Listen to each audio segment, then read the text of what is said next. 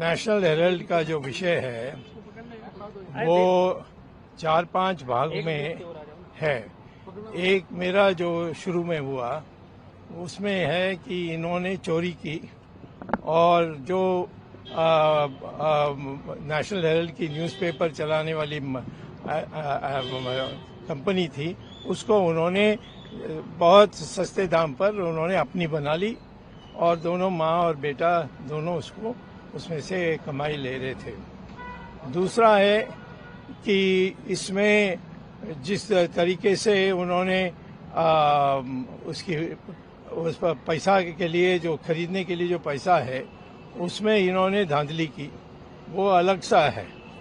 मेरा है कि तुमने अपराध किया कि इस नेशनल हेराल्ड की जो एसोसिएटेड जर्नल्स लिमिट है उसमें आपने फ्रॉड करके 420 करके आपने अपना बना लिया।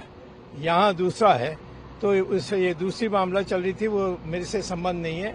मैं तो सिर्फ इसमें कि इन्होंने 420 करके इसको अपना हाथ में ले लिया, जो करोड़ों लोगों ने आज़ादी के आंदोलन में इसको बनाने के लिए किया था, इसको खड़ा किया था। तो आज मुझे तो कुछ बोलने की अवसर नहीं मिली क्योंकि ये मेरा विषय नहीं था, परंतु क्योंकि सारी चीज़ों में अब इसके बाद इनकम टैक्स का भी सवाल है, इनमें अन्य चीज़ों की सवाल है कि जो इन्होंने जो जगह जगह में इन्होंने खरीदा है सस्ते दाम पर, वो भी एक केस है।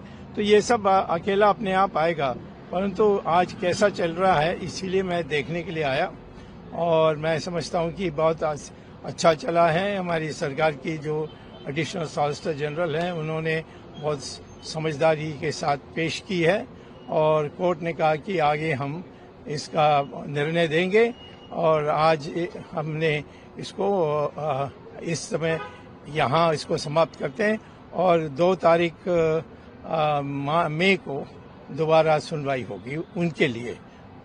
जहाँ तक मेरा है वो 2 अगस्त को आएगी।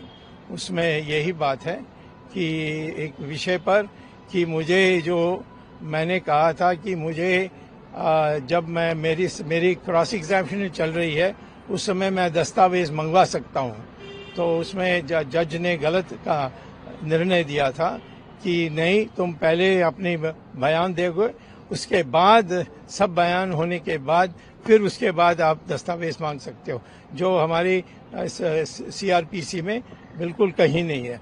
तो वो मामला पड़ा हुआ है सुप्रीम कोर्ट में, उसका जुलाई एंड में उसकी निर्णय होगी और उसका फैसला होने के बाद हमारे जो ट्रायल कोर्ट में चल रही है वो दोबारा चलेगी।